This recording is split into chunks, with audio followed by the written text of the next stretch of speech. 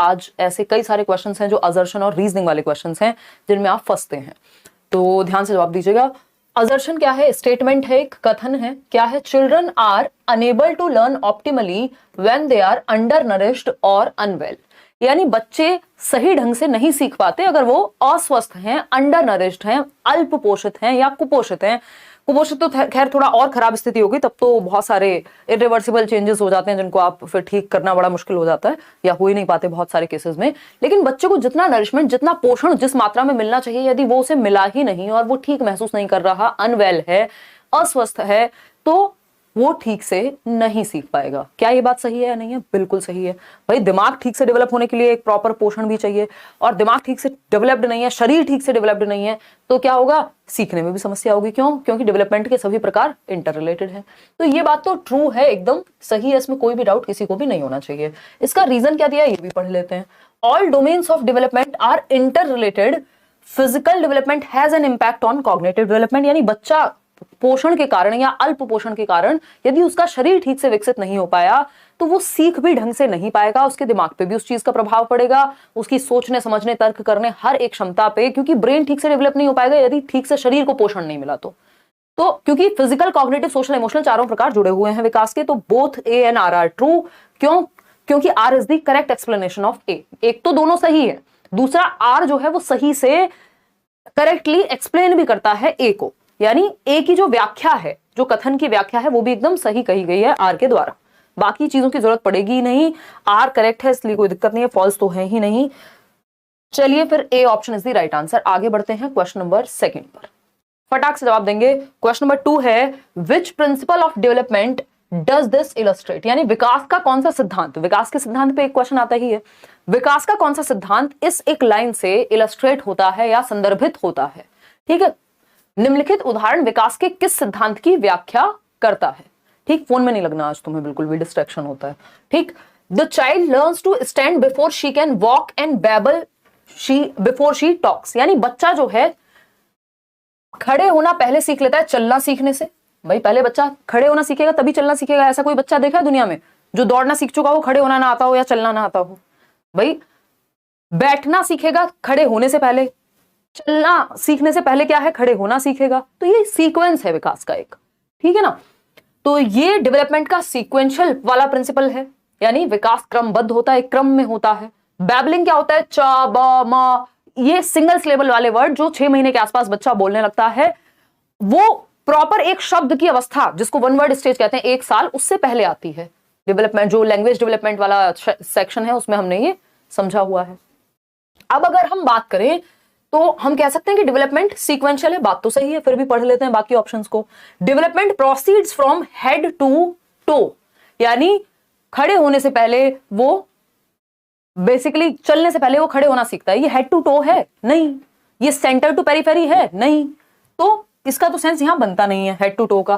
भाई पहले अपना सर संभालना सीखता है, गर्दन संभालना सीखता है, धड़ संभालना सीखता है ना, बैठना सीखता है, फिर खड़े होना सीखता है, समझ में आता है। लेकिन इसमें दूसरा भी तो दिया हुआ है, इसको तो चलो आप एक बार को मान भी लेते कि सही है, लेकिन बैबल करना ये तो हेड टू टो जाना नहीं हुआ ना। लैंग्वेज डेवलपमेंट में तो आता नहीं है, तो फिजिकल डेवलपमेंट का टाइप है जो हेड टू टो जाना है, या जो आपका सेफेलोकॉर्डल है, सिरोध पतोन्मुखी।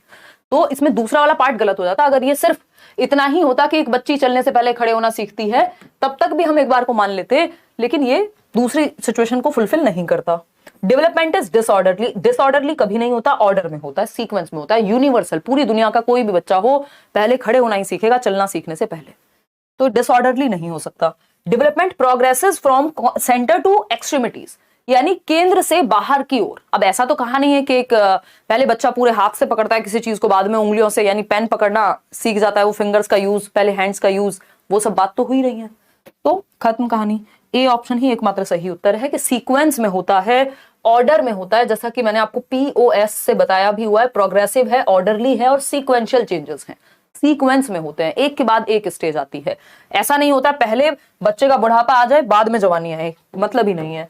क्या होगा? पहले आपको पता है इन्फेंसी, शैशवावस्था, जन्म से 2 वर्ष की अवस्था है, फिर उसके बाद आपको पता है अर्ली चाइल्डहुड आता है, देन लेटर चाइल्डहुड आता है, फिर एडोलेसेंस आता है। क्या ऐसा हुआ पहले अडल्ट बन जाए आप बाद में बच्चे बने? नहीं है ना संभावना। चलिए फिर आगे बढ़ते हैं क्वेश्चन नंबर 3 पर। क्वेश्चन नंबर 3 क्या कहता है भाई? अगेन आपका पेट पे बाण मारने वाला सवाल, मुश्किल कहते हैं हम इसको। असर्शन क्या है? ये क्वेश्चंस होते इजी हैं बट देख के मुश्किल लगते हैं। कथन क्या है? कथन कहता है children learn the knowledge, skills, values and customs of the society only through formal agencies.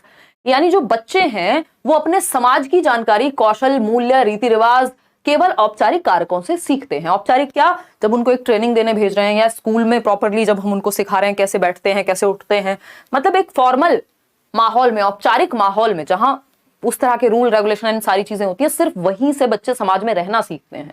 तो फिर परिवार तो मुख्य कारक होता था सोशलाइजेशन, सामाजिकरण का मुख्य इकाई है अगर देखा जाए।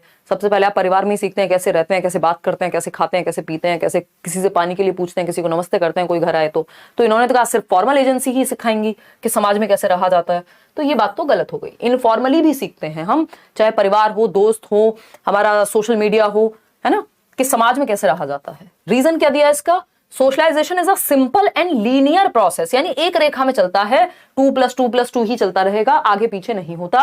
सामाजिकरण की जो प्रक्रिया है एक सिंपल सी प्रक्रिया है, वेल प्लान्ड मैनर में होती है। जी नहीं, सामाजिकरण की प्रक्रिया एक कॉम्प्लेक्स, एक जटिल प्रक्रिया है, ठीक है ना। ऐसा नहीं होता, लीनियर में नहीं है, लीनियर फैशन में नहीं जाएगी, स्ट्रेट लाइन नहीं है, कोई सीधी रेखा नहीं है।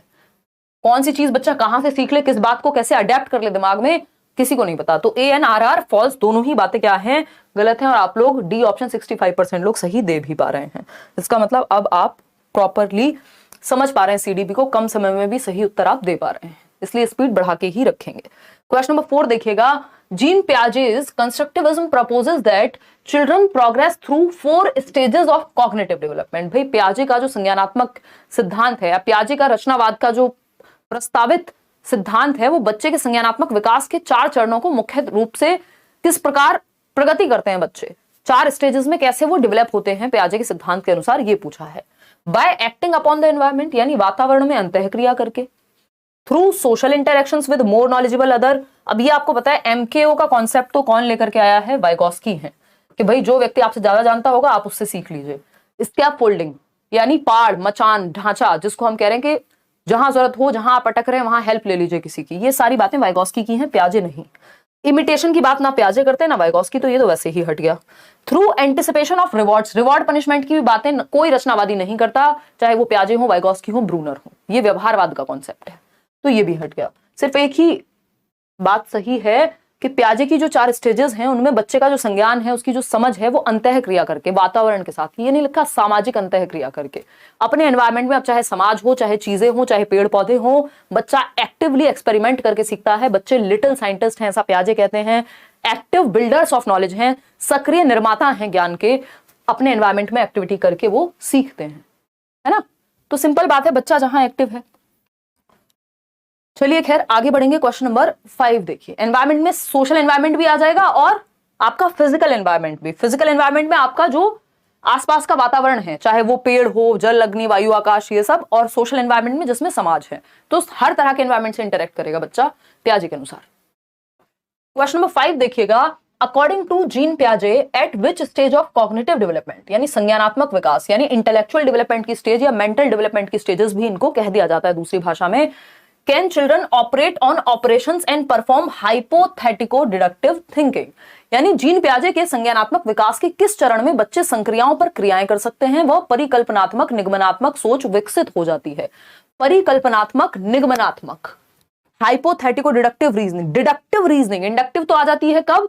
7 से 11 में ही, डिडक्टिव आएगी इसके बाद। तो जहां परिकल्पनात्मक निगमनात्मक चिंतन की बात हो रही है कि आप सोच पा रहे हैं किसी थियरम के बारे में, आप सोच पा रहे हैं किसी इंपैक्ट के बारे में, यानी ये ज्यादा साइंटिफिक थिंकिंग है एक तरह की। तो ये लास्ट स्टेज में एब्स्ट्रैक्ट थिंकिंग जब आती है, अमूर्त चिंतन, जो चीजें सामने नहीं है उन पर भी हाइपोथेसिस कर पा रहे हैं, परिकल्पना कर पा रहे हैं, इसीलिए परिकल्पनात्मक निगमनात्मक चिंतन कह रहे हैं इसको हम। 11 से 15 वर्ष की उम्र लास्ट स्टेज है पियाजे की। लॉजिक लगा पाएगा। मेंटल ऑपरेशन का मतलब क्या है? यहाँ लॉजिक से है। तो डी ऑप्शन है सिंपल, सरल, सुंदर, सस्ता, टिकाऊ उत्तर। पियाजे की 4 स्टेजेस हैं, SPCF से आपको याद होनी चाहिए। Sensory motor, pre operational, concrete और फॉर्मल ऑपरेशनल। जन्म से 2 वर्ष, जिसमें ऑब्जेक्ट परमानेंस, डेफर्ड इमिटेशन, ये सब आ जाएगा। प्री ऑपरेशनल 2 से 7 वर्ष, जिसमें एनिमिज्म है, आपका जो हम कहते हैं कि सिंबॉलिक थिंकिंग है, इंट्यूटिव थॉट है, ये सब आ जाएगा। कॉन्क्रीट ऑपरेशन में आपको पता है कंजर्वेशन, क्लासिफिकेशन और सीरिएशन। फिर इसमें हाइपोथेटिको डिडक्टिव रीजनिंग आती है, एडोलेसेंट ईगो सेंट्रिज्म होता है। ये 4 स्टेजेस हैं पियाजे की। पूरी थियरी आपकी छोटे से में रिवाइज हो गई कम समय में। क्वेश्चन नंबर 6 देखिएगा एक बार। ये कहता है dash is very important in Lev Vygotsky's theory for cognitive development of children, यानी लेव वाइगोस्की के सिद्धांतों के अनुसार बच्चों के संज्ञानात्मक विकास में क्या महत्वपूर्ण है। वाइगोस्की आपको पता है सोसाइटी, कल्चर, लैंग्वेज, इन 3 में से ही कुछ एक मिल जाएगा आपको। सही उत्तर तक आप पहुंच जाएंगे। लाइक शेयर करना आप भूल जाते हैं आजकल, वो भी कर दीजिए आते आते। कल्चरल टूल्स, मैचुरेशन की बात कौन कर रहा है? मैचुरेशन को क्या लिखा गया था? MESE, मैचुरेशन, या फिर हेरिडिटी भी लिख सकता है इसको। किसके अनुसार? पियाजे। पियाजे के 4 फैक्टर्स में आती हैं ये चीजें। पनिशमेंट का कोई रोल पियाजे वाइगोस्की दोनों में से कहीं नहीं है। अडेप्टेशन की बात भी पियाजे कर रहे हैं। और पूछा क्या है Vygotsky? Society, culture, language, cultural tools हैं यहाँ पे, सांस्कृतिक उपकरण, इन तीनों में से एक मिल गया हमें, हम समझ गए भाई वाइगोस्की की बात हो रही है। वाइगोस्की कहते हैं जिस संस्कृति में हम रहते हैं, जिस समाज में हम रहते हैं, उसके साथ अंतः क्रिया करके हम अपनी समझ विकसित करते हैं। बात ठीक है या नहीं है? बिल्कुल। क्वेश्चन नंबर 7 देखिएगा, 7 से सीधा हम 10 पर पहुंच गए। देखिए क्वेश्चन नंबर 7 देखिएगा, जवाब दीजिएगा। One of the major differences in the theories of Jean पियाजे एंड लेव वाइगोस्की, वाइगोस्की और पियाजे के सिद्धांतों में मुख्य अंतर कहां है? भाई आपको पता है पियाजे ने भी संज्ञानात्मक विकास यानी कॉग्निटिव डेवलपमेंट की थियरी दी है, और वाइगोस्की ने भी कॉग्निटिव डेवलपमेंट की ही थियरी दी है कि बच्चे का मेंटल डेवलपमेंट कैसे होता है। दोनों में अंतर कहां है ये पूछा है। 4 ऑप्शंस आपके सामने हैं, समय ले लीजिए कोई बात नहीं, बट जवाब सही दीजिएगा।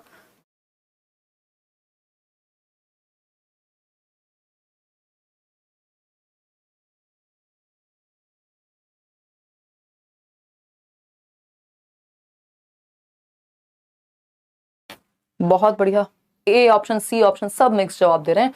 चलिए देखते हैं कहानी है क्या। भाई क्या हमसे पूछा है, फटाक से देखेंगे और समझेंगे चीजें क्या कहने की कोशिश कर रहे हैं। पियाजे वाइगोस्की में अंतर क्या है? या तो ए दे रहे हैं ऑप्शन आप लोग, या सी 57% लोग दे रहे हैं। देखते हैं। पियाजे emphasised on the role of language in cognitive development, यानी कई लोग ये मान रहे हैं कि हाँ पियाजे ने महत्व दिया है लैंग्वेज को, एम्फेसाइज नहीं किया है बहुत ज्यादा, ये बात ध्यान रखिएगा। इंपॉर्टेंट मान रहे हैं वो, बट उन 4 फैक्टर्स का हिस्सा नहीं है। चलो मान लिया हमने, ये बात ठीक है, उतनी नेगेटिव बात नहीं है, ऐसा नहीं है कि उनकी कोई दुश्मनी है लैंग्वेज से। Vygotsky gave primary importance to hereditary capacities in learning, बल्कि वाइगोस्की का ये क्रिटिसिज्म है, वाइगोस्की की ये आलोचना है कि उन्होंने वंशानुगत कारकों पे फोकस ही नहीं किया। वाइगोस्की ने बायोलॉजिकल एस्पेक्ट्स पे फोकस ही नहीं किया, जैविक अर्थों में देखा ही नहीं कॉग्निटिव डेवलपमेंट को। वो तो सोसाइटी, कल्चर और लैंग्वेज की बात करते हैं, जिसमें से वंशानुगत या हेरिडिटी की बात वो कर ही नहीं रहे। तो ये बात तो गलत हो गई वाइगोस्की के बारे में कि उन्होंने हेरिडिटी की बात की है। Vygotsky emphasised the role of culture in cognitive development, बिल्कुल सही पकड़ गए आप। सोसाइटी, कल्चर, लैंग्वेज, इन तीनों में से ही कोई एक जवाब 99% होता है जब क्वेश्चन वाइगोस्की का हो। डी ऑप्शन है पियाजे gave importance to what the child can do on her own as well as what she can do with support. ये भी बात किसकी है? स्कैफोल्डिंग की, ZPD की बात हो रही है यहाँ पे, जोन ऑफ प्रॉक्सिमल डेवलपमेंट, संभावित विकास का क्षेत्र। दोनों के बीच का डिफरेंस होता है जो आप खुद से कर सकते हैं और जो किसी की मदद से कर सकते हैं, इसको ZPD कहते हैं, ना कि, और ये कॉन्सेप्ट पियाजे ने नहीं, वाइगोस्की की बात कर रहे हैं, तो ये तो गलत हो गया। अब आप कहेंगे सी सही होगा या तो ए सही होगा। अब आपको पता है वाइगोस्की ने एम्फेसाइज किया है, पियाजे ने लैंग्वेज को एम्फेसाइज नहीं किया है, ज्यादा महत्व नहीं दिया है। अगर उतना ही महत्व दिया होता पियाजे ने लैंग्वेज को, महत्व दिया ठीक है, कोई दिक्कत नहीं है उससे, लेकिन वो 4 फैक्टर्स में भी तो नजर आती फिर लैंग्वेज, इनमें तो होती नहीं है। मैचुरेशन, एक्सपीरियंस, सोशल एक्सपीरियंस जिसको हम कह रहे हैं, और इक्विलिब्रियम, इसमें तो कहीं नहीं लिखा लैंग्वेज का नाम। तो पियाजे के अनुसार एम्फेसाइज नहीं किया है पियाजे ने लैंग्वेज पे। लैंग्वेज अगर हम बात कर रहे हैं, वाइगोस्की ने किया एम्फेसाइज रोल ऑफ कल्चर पे, लैंग्वेज पे, सोसाइटी पे। तो वाइगोस्की ने संज्ञानात्मक विकास में संस्कृति की भूमिका निभाई, बताई है कि जिस संस्कृति, जिस समाज में हम बड़े हो रहे होते हैं, उसके साथ अंतः क्रिया करके, अन्योन्य क्रिया करके क्या करते हैं? सीखते हैं हम। तो अगर हम बात करते हैं, वाइगोस्की ने संज्ञानात्मक विकास में संस्कृति की भूमिका पर बल दिया है, ये कहा जा सकता है ए ऑप्शन के कंपैरिजन में। 8th क्वेश्चन अच्छा क्वेश्चन है। क्या कहता है क्वेश्चन नंबर 8? कैरल ग्लीगन कौन है? ये कोहलबर्ग की स्टूडेंट थी एक तरह से। तो कैरल ग्लीगन ने क्रिटिसाइज किया या आलोचना की किसकी? लॉरेंस कोहलबर्ग के नैतिक विकास के सिद्धांत की। कोहलबर्ग की नहीं, पर्सनली बात नहीं हो रही है यहां, उनके सिद्धांत पे बात हो रही है। तो ठीक है तालिब, कोहलबर्ग के सिद्धांत की, जो नैतिक विकास का सिद्धांत है जिसमें 3 लेवल हैं, 6 स्टेजेस हैं, ठीक है ना, उसको क्रिटिसाइज किया। By arguing that man have morality of dash, यानी जो पुरुषों की नैतिकता का आधार है वो डैश होता है, while women have morality of dash, और जबकि स्त्रियों की नैतिकता का आधार डैश होता है। अब पुरुषों की नैतिकता का आधार ढूंढिए पहले, क्योंकि पहला फिल इन द ब्लैंक वही है। Justice, care, goodness, sacrifice, sacrifice goodness, इन दोनों वर्ड्स का कोई खास प्रयोग है नहीं इस थ्योरी में। तो यहां पे कहा गया था कि जो पुरुषों की मॉरलिटी का क्या है, आधार है, वो जस्टिस है, लॉजिक बेस्ड ज्यादा होगा, जस्टिस बेस्ड, न्यायपूर्ण होगा। वही जो महिलाओं का मॉरलिटी या सही गलत का मामला है वो केयर से ज्यादा प्रभावित होता है, केयरिंग एस्पेक्ट कहा भी जाता है, फेमिनिन नेचर में होता है।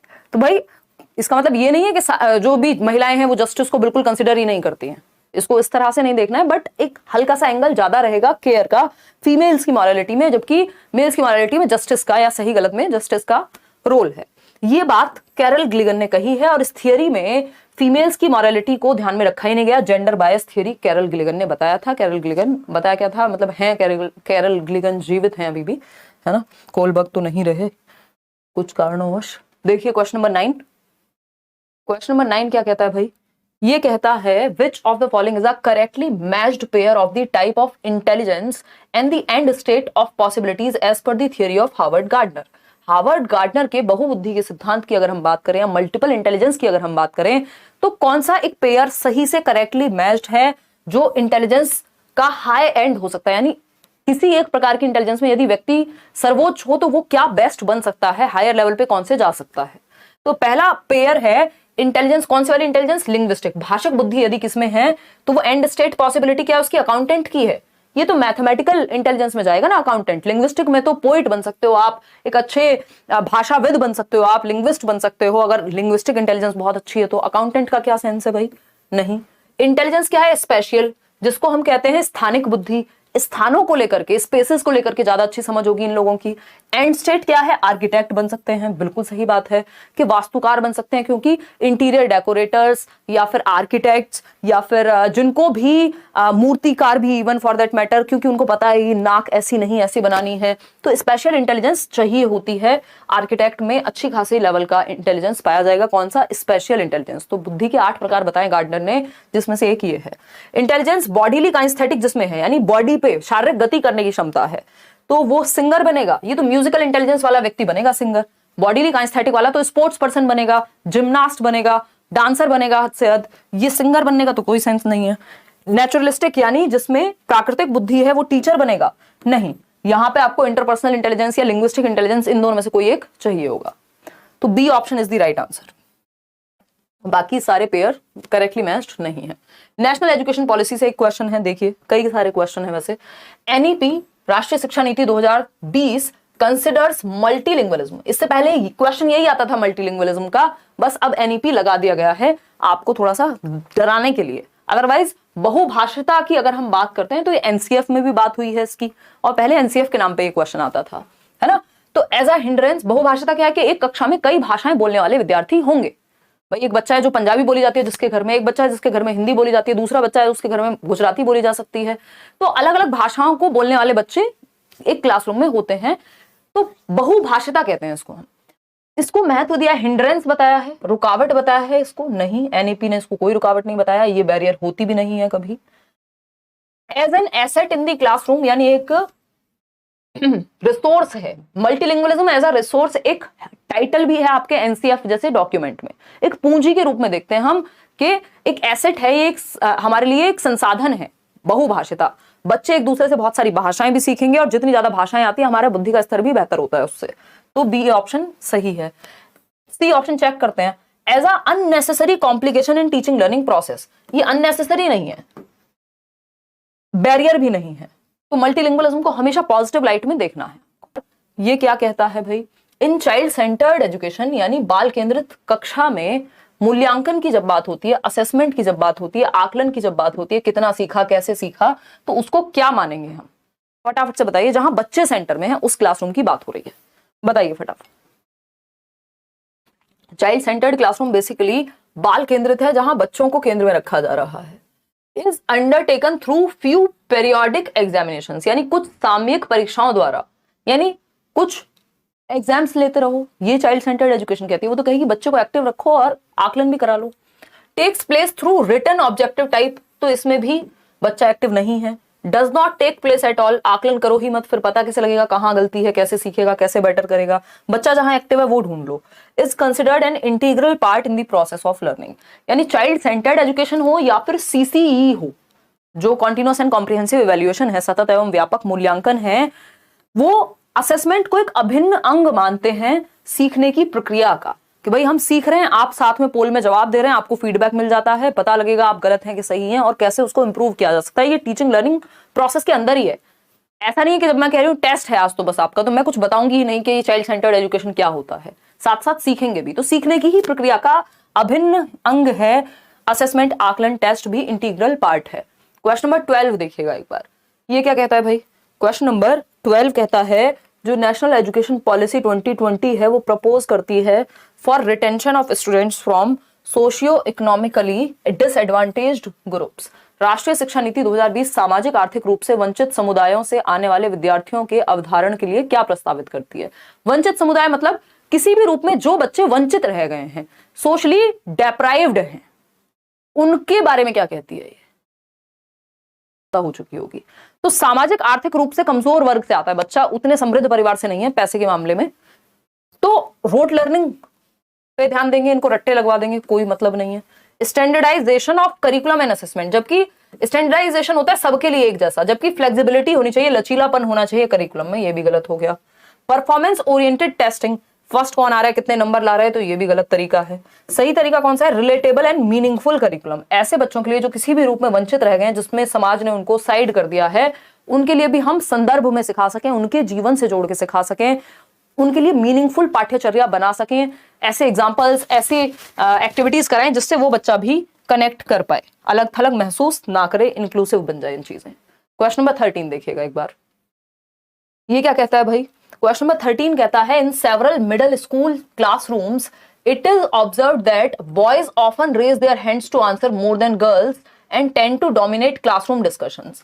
इन such context the teacher should, यानी माध्यमिक स्तर की कई कक्षाओं में देखा गया है कि लड़के कक्षा में उत्तर देने के लिए लड़कियों की तुलना में हाथ ज्यादा उठाते हैं, यानी कोई भी क्वेश्चन पूछो तो नंबर ऑफ बॉयज जो हैं वो ज्यादा हाथ उठा रहे हैं और लड़कियां हाथ कम उठाती हैं। इसको कहा जाता है कि इनिशिएटिव लेने के लिए लड़के ज्यादा तैयार नजर आ रहे हैं यहाँ पे, और इसके बहुत सारे रीजन हो सकते हैं, ये कोई ऐसी बात नहीं है कि लड़के ही इंटेलिजेंट हो गए, ठीक है ना। तो पहला ऑप्शन है accept that boys are more intelligent than girls, ये जेंडर वाले टॉपिक से क्वेश्चन है कि ये स्वीकार कर लेना चाहिए अध्यापक को या शिक्षिका को कि लड़के लड़कियों की तुलना में ज्यादा बुद्धिमान होते हैं। अब ये जेंडर पढ़ते समय हम पहले ही मान चुके हैं, ऐसा कुछ भी नहीं है कि लड़के ज्यादा बुद्धिमान हैं, लड़कियां कम बुद्धिमान हैं, लड़के मैथ्स में अच्छे होंगे, लड़कियां मैथ्स में अच्छी नहीं होंगी। इसके बहुत सारे रीजन हैं, बट ये रीजन नहीं है क्योंकि वो लड़के हैं तो वो बाय नेचर उसमें अच्छे होंगे, या फिर कोई काम लड़के या लड़कियां में से कोई एक ही अच्छा करता है, उसके बहुत सारे रीजन हो सकते हैं। Accept that girls do not have the potential to study in middle class, कि लड़कियों में तो क्षमता ही नहीं है पढ़ने की माध्यमिक स्तर पे, उनको तो प्राइमरी तक ही पढ़ा के साइड कर दो, तो ये भी बेकार बात हो गई। Analyse how gender differences are inborn and can not be modified, मतलब ये विश्लेषण कर लेना चाहिए कि जो जेंडर की या लिंग की भिन्नताएं हैं वो जन्मजात होती हैं, जबकि gender is a social construct. लिंग जो है एक सामाजिक संरचना है जो समाज ने बनाया है कि लड़के ये काम करेंगे, लड़कियां ये काम करेंगी। ये सब जो जेंडर है एक सामाजिक संदर्भ में बना हुआ एक कॉन्सेप्ट है, ये कोई बायोलॉजिकल कॉन्सेप्ट नहीं, इनबॉर्न नहीं है ये। नहीं तो बछेंद्री पाल का एग्जाम्पल हमें नहीं मिलता जो माउंट एवरेस्ट चढ़ गई। अगर हम बात करें कर्णम मलेश्वरी की जो 130 किलोग्राम तक वजन उठा लेती हैं, तो ये एग्जाम्पल हमारे पास नहीं होता यदि लड़कियां इनबॉर्न ही वीक हैं और लड़के मजबूत हो गए तो analyse the context of the children and her own pedagogy. अगर ऐसा हो रहा है क्लासरूम में, जो कि एक गलत खराब बात है, बच्चों के संदर्भ व खुद के शिक्षा शास्त्र का विश्लेषण करना चाहिए कि कहीं आप ऐसे टीचिंग मेथड्स का यूज तो नहीं कर रहे हैं जिसमें जेंडर बायसनेस आ जा रही है, कहीं आपने मौका नहीं दिया बाकी लोगों को, लड़कियों को बराबर का मौका दे ही नहीं पा रहे हैं आप, है ना।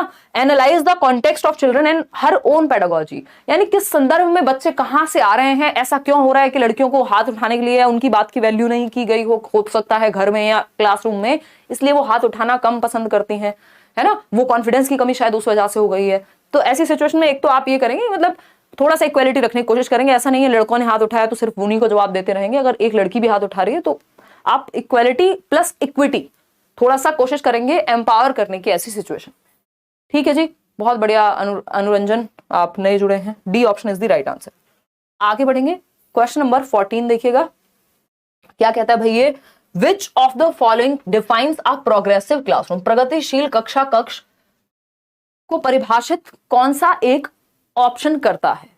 प्रगतिशील मतलब जो आगे बढ़ने की तरफ है, लर्निंग बाय डूइंग हो रही है। जॉन डुई को याद कीजिए, यहाँ पे जॉन डीवी जिनको हम कह देते हैं, 20th सेंचुरी में अपनी वाइफ के साथ मिलकर लैब स्कूल्स खोले इन्होंने शिकागो में, अमेरिका के, है ना। चाइल्ड सेंटर्ड एजुकेशन, बच्चे को सेंटर में रखना। लर्निंग एक सोशल एक्टिविटी है ये कहते हैं, कोलैबोरेट करके सीखो, प्रेजेंट लाइफ के लिए सीखो, ये सारी बातें जॉन डुई करते हैं।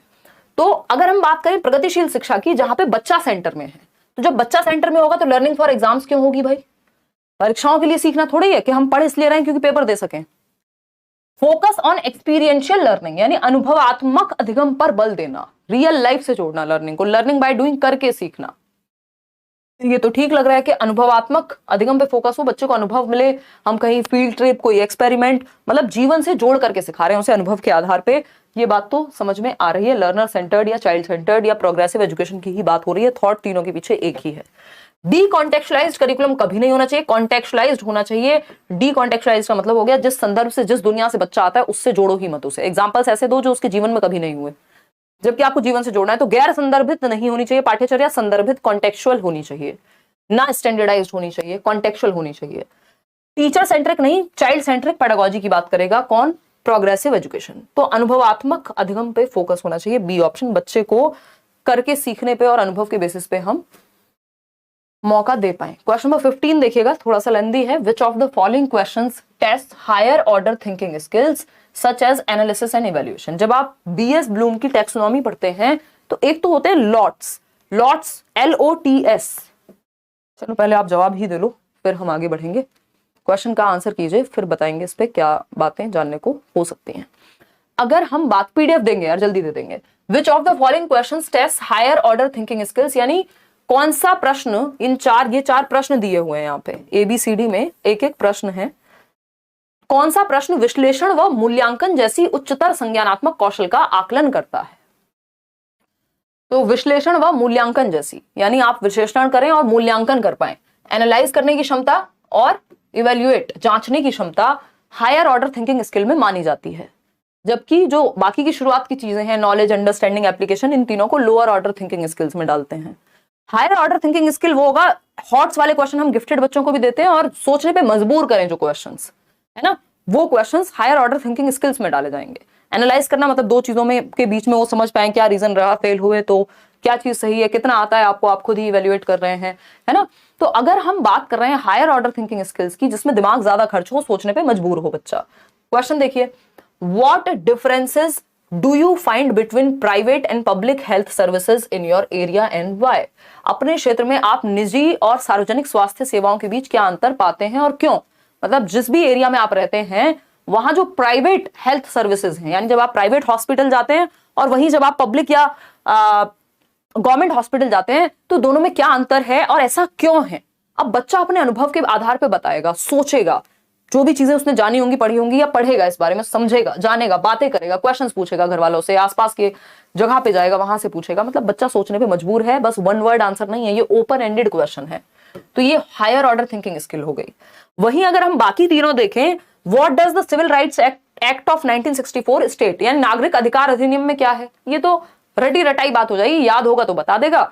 और ये रिकॉल वाला जवाब है, लोअर ऑर्डर थिंकिंग स्किल वाला जवाब है।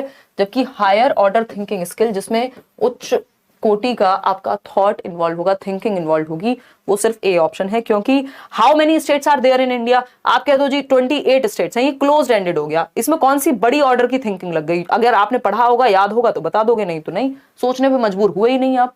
How are the members of legislative assembly elected, ये भी एक प्रोसीजर है, अगर बच्चे ने पढ़ा है तो बता देगा। इसमें भी कोई हायर ऑर्डर थिंकिंग नहीं लग गई है, तो बस ए ही ऑप्शन है जिसमें वो सोचने पे मजबूर होगा। ठीक है, इतनी बात क्लियर है। क्रिएटिव बच्चे को या ज्यादा गिफ्टेड बच्चे को बेसिकली हम हायर ऑर्डर थिंकिंग स्किल्स पे हम फोकस कराते हैं। क्वेश्चन नंबर 16 देखिएगा, विद रिस्पेक्ट टू इंक्लूजन, यानी समावेशन के कॉन्टेक्स्ट में यदि हम देखें, with students with disabilities in regular schools, which of the following provision is against the rights of persons with disabilities act 2016। RPWD act, जो दिव्यांगजन अधिकार अधिनियम 2016 है, उसके अनुसार कौन सी एक बात सही नहीं है समावेशन के संदर्भ में। समावेशन मतलब हर किसी को सीखना, हर कोई सीख पाए, वो समावेशन है अगर हम देखें तो। बताइएगा। डी ऑप्शन 40% लोग कह रहे हैं। चलिए देखते हैं। Extra time for completion of examination paper, यानी एक्स्ट्रा टाइम दे दो, चलो ठीक है, वो बच्चे जिनको कोई समस्या है। Facility of scribe to meet the students needs, यानी बच्चे को एक लिपिक दे सकते हो जो लिख दे अगर उसको लिखने में लिख नहीं सकता यदि वो। Compulsory second and third language courses, ये तो हमने नहीं सुना। Reasonable accommodation as per individual needs, यानी कि व्यक्तिगत जरूरतों के अनुसार यथोचित संयोजन, जैसी बच्चे की जरूरत है इक्विटी का ध्यान रखा जाए, बात सही है। लेकिन थर्ड और सेकंड लैंग्वेज को कंपलसरी करना ऐसा कोई दिव्यांगजन अधिकार अधिनियम नहीं कहता। तो सी ऑप्शन सही है यहाँ पे, क्योंकि यही गलत है दिव्यांगजन अधिकार अधिनियम के बारे में, और जो गलत है वही सही है क्योंकि पूछा ही गलत है। क्वेश्चन नंबर 17 देखिए। To address the diverse learning needs of the students which of the following is a barrier, यानी विभिन्नताओं की जब हम बात कर रहे हैं, विद्यार्थियों की विविध जरूरतों को पूरा करने के लिए कौन सी एक चीज बाधा है, बैरियर है, रुकावट बनेगी कि हम हर बच्चे को शामिल नहीं कर पाएंगे। पहला ऑप्शन है engagement in the activities in multiple ways, यानी गतिविधियों में कई तरह से संलग्न होना। मल्टीपल तरीके से कोई काम करो, और मल्टीपल तरीके से अगर कोई काम कराएंगे आप तो क्या हो जाएगा, वो बैरियर फ्री हो जाएगा, बच्चे के लिए रुकावट नहीं बनेगी, क्योंकि डिफरेंट बच्चे डिफरेंट तरीके की एक्टिविटी कराई जा रही है। ये बात तो सही है, ये बैरियर नहीं है, हेल्पफुल है। Expression of opinion in multiple ways, एक बात को कहने के कई तरीके हो सकते हैं, ये भी पॉजिटिव बात हो गई। लेबलिंग एंड रैंकिंग, आपको पता है ये लेबल करना, ठप्पा लगाना, रैंक लगाना बच्चे पे, ये मल्टीपल वेज में है ना, बस मल्टीपल वेज लिख दिया तो हमें लगेगा पॉजिटिव है, जी नहीं। कई तरीकों से विद्यार्थियों की नामीकरण व क्रमीकरण, उन पे ठप्पा लगाना, तुम फर्स्ट आते हो, तुम सेकंड आते हो, ये एकदम बैरियर है, ये रुकावट है, ये गलत है, और जो गलत है वही सही है क्योंकि पूछा ही गलत था, बैरियर पूछा था। Representation of information in multiple ways, एक इंफॉर्मेशन को, एक सूचना को प्रेजेंट करने के डिफरेंट तरीके, चार्ट हो सकता है, 3D मॉडल्स हो सकते हैं, बट सी ऑप्शन यहां गलत था, वही सही है। क्वेश्चन नंबर 18 देखिए फटाफट से। क्वेश्चन नंबर 18 कहता है which of the following learning disability, जो अधिगम और लर्निंग डिसेबिलिटी शब्द किसने दिया था, सैमुअल किर्क ने 1960s में। सैमुअल किर्क, ठीक है जी। तो अगर हम बात करें अधिगम में अक्षमताएं आ जाती हैं, यानी कुछ समस्याएं बच्चों को होंगी जिसकी वजह से उसे सीखने में प्रॉब्लम होगी। अब वो समस्या लिखने से रिलेटेड हो सकती है, पढ़ने से रिलेटेड हो सकती है, बोलने से रिलेटेड हो सकती है, समझने से रिलेटेड हो सकती है, गणित से रिलेटेड हो सकती है, जिसमें मैं बहुत बार एग्जाम्पल देती भी हूँ। तारे जमीन पर में ईशान अवस्थी का, कि उनको पढ़ने संबंधित समस्या थी जिसको डिस्लेक्सिया कहते हैं, ठीक है।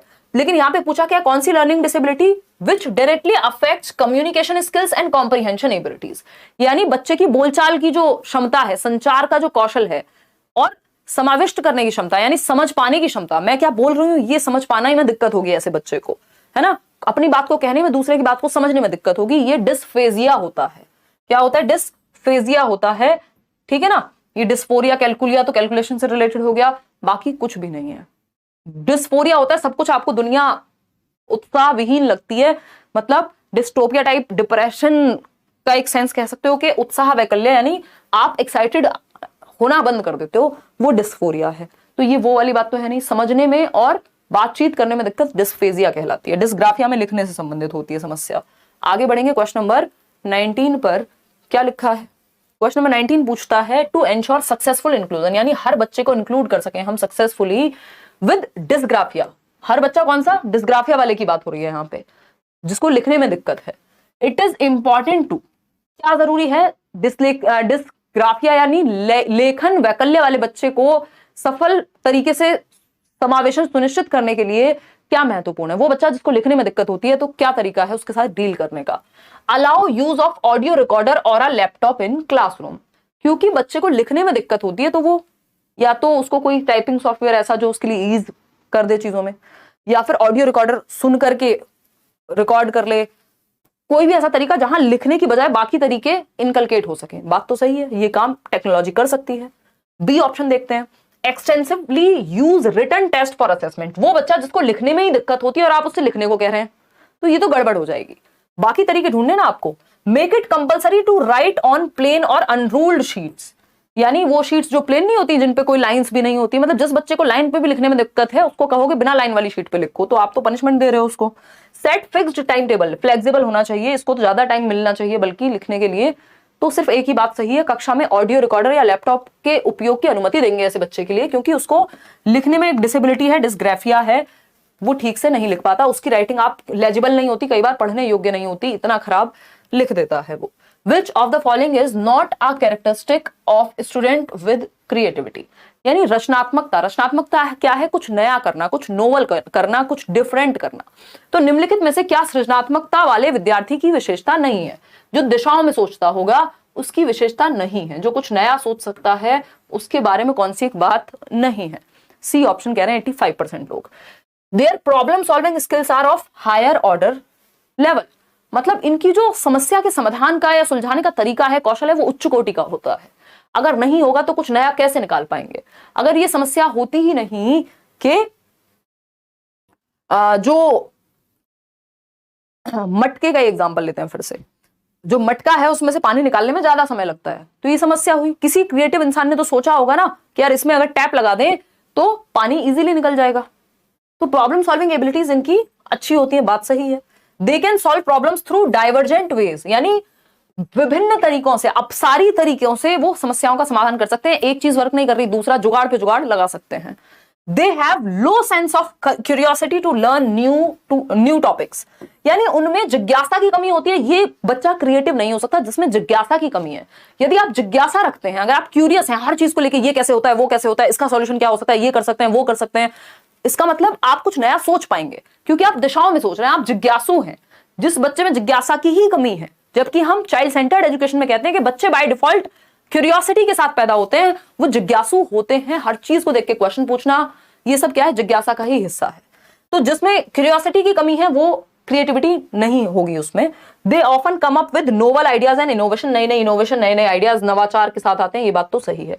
तो गलत क्या है? सी ऑप्शन की उनकी लो सेंस ऑफ क्यूरियोसिटी होती है, और यही बात सही है क्योंकि पूछा ही गलत था। क्वेश्चन नंबर 21 देखिए, 21 पे ही चलते हैं क्योंकि बहुत पीछे जाना पड़ेगा। Teachers in a middle grade classroom, यानी 6th to 8th की बात हो रही है। पेपर 2 के क्वेश्चन आप कर रहे हैं और आपको पता भी नहीं लगा होगा, क्यों? क्योंकि सिलेबस सेम है। बस ये लिखने को दे देगा मिडिल ग्रेड, मिडिल ग्रेड। आपको बच्चे के हित में ही सोचना है, चाहे कोई भी ग्रेड हो। ठीक है जी, चलिए समझते हैं। हिंदी में तो प्रतिकूल पूछा था क्वेश्चन नंबर 16 में। गजेंद्र, ये अंडरस्टूड है, ये मैं कितनी बार कहूं, चलो मैंने मान लिया, मैं अभी करेक्ट भी करा दूंगी, और पेपर में भी ऐसे ही आया होगा ये। लेकिन आपको ये ध्यान रखना है, इंग्लिश की तरफ भी देख लिया करो, 1 नंबर चला जाएगा प्यार से, क्योंकि उन्हें फर्क नहीं पड़ता। हिंदी में अगर गलती हो गई तब भी इंग्लिश वाले को फाइनल मान लिया जाएगा। तो एक बार इंग्लिश की तरफ भी देख लिया करो। 6th to 8th की अगर हम बात करें तो मिडिल ग्रेड क्लासरूम में टीचर्स क्या करें? ओपन रहे, be open to make adaptations as per learners needs, बच्चों की आवश्यकताओं के अनुसार परिवर्तन करने में अपने सिस्टम में, अपने मेथड्स में तैयार रहें। बिल्कुल सही बात है, बच्चों के लिए तो सिस्टम है, सिस्टम के लिए बच्चे थोड़ी हैं। Focus their attention majorly on high achievers, यानी टीचर्स को सिर्फ उन बच्चों पे ध्यान देना चाहिए जो ज्यादा नंबर लाते हैं। फिर बाकी बच्चे क्या मूंगफली छीलने आए हैं वहां? नहीं, गलत हो गया। Ignore learner diversity in the classroom, यानी बच्चे विभिन्नता के साथ आते हैं क्लासरूम में, साइड कर दो इस बात को और बस अपने तरीके से एक ही सिंगल मेथड से पढ़ाओ, ये भी गलत है। Use one standardised mode of assessment only, बस एक ही तरीके से आकलन करेंगे, एक ही तरीके से पढ़ाएंगे। मल्टीपल वेज होने चाहिए, फ्लेक्सिबिलिटी होनी चाहिए, स्टैंडर्डाइज सबके लिए, सबको एक डंडे से नहीं हाँकना होता। Be open to make adaptations, जैसी जरूरत होगी, जिस बच्चे की जैसी जरूरत होगी उसके हिसाब से ढल जाएंगे, अपने मेथड में परिवर्तन कर लेंगे। ए ऑप्शन ही एकमात्र सही है। आगे बढ़ेंगे, क्वेश्चन नंबर 22 देखेंगे एक बार क्या पूछा है भाई 22वें सवाल में। 22वां सवाल क्या है? कथन है असर्शन, इसका रीजन पूछा है। While teaching a concept, a teacher should encourage her students to brainstorm the instances and examples of contrast.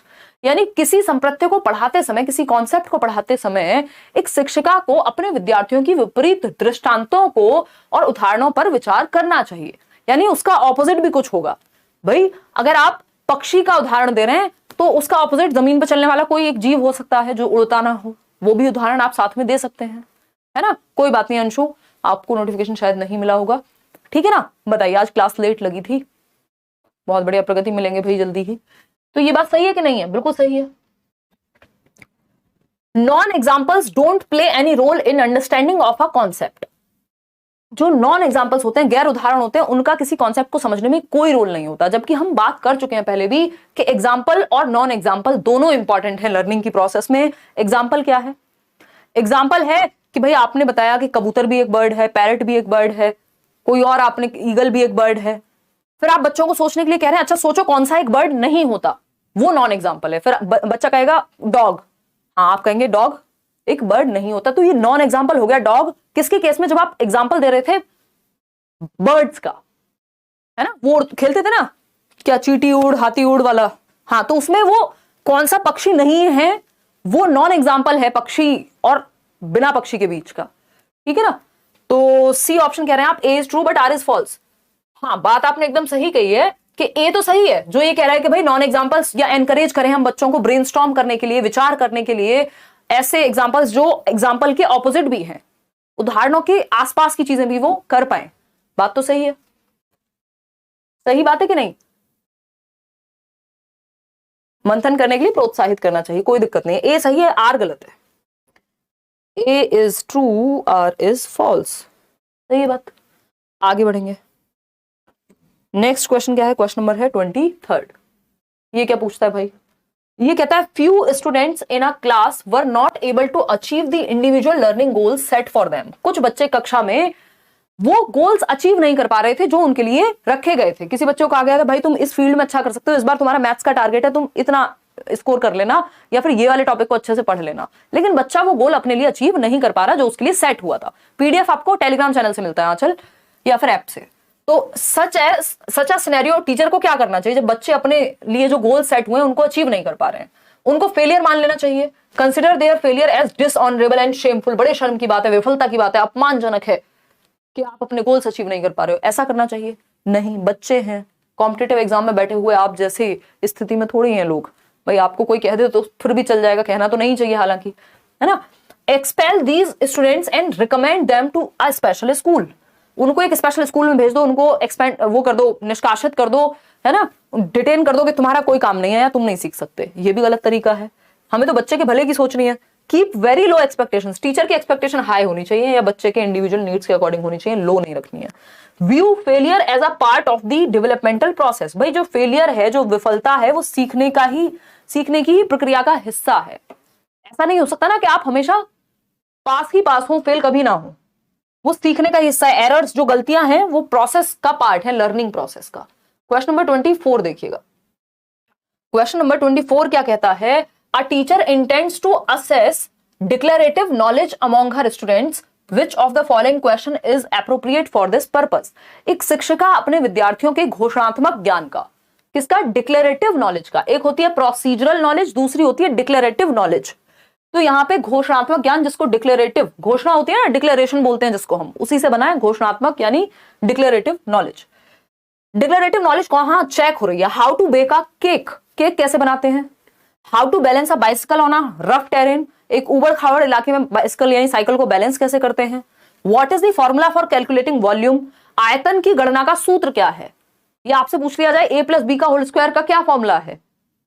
ये क्या डिक्लेरेटिव नॉलेज है? What is the procedure of soil preparation for wheat plantation. आपको गेहूं के बीज लगाने हैं, रोपण करना है, उसके लिए मिट्टी को कैसे तैयार करते हैं। देखो जहां भी कैसे की बात हो रही है ना, कैसे की बात हो यानी एक प्रोसेस की बात हो रही है, तो ये प्रोसीजरल नॉलेज है। केक कैसे बनाते हैं तो एक प्रोसीजर होगा। हो सकता है आपको पता हो, आप ठीक से बता ना पाए, बट प्रोसीजर है, करना आपको आता है, ठीक है ना। प्रोसीजरल नॉलेज है। How to balance a bicycle on a rough terrain.